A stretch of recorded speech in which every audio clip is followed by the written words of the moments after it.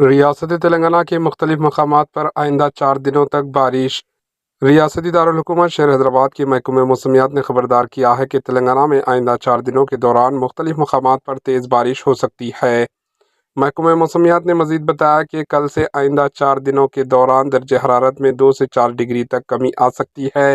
منگل کے روز نظام آباد، وقارآباد، سنگاریڈی، میدک، کاماریڈی، محبوب نگر، عادل آباد، آسواباد، منچوریا، نرمل، جگتیال اور راجنا سریسیلا ڈسٹرکٹس میں آندھی، گرج چمک اور 30 سے 40 کلومیٹر فی گھنٹے کی رفتار سے ہوائیں چلنے کے ساتھ بارش کا امکان ہے۔ چہارشنبے کے روز ریاست تلنگانہ بھر میں ہلکی سی درمیانی بارش ہو سکتی ہے اور وقارآباد، محبوب نگر، ونپتی، نارائن پیٹ، جوگلامبا، گدوال ڈسٹرکٹس میں تیز بارش ہو سکتی ہے۔ Bureau report AHN news.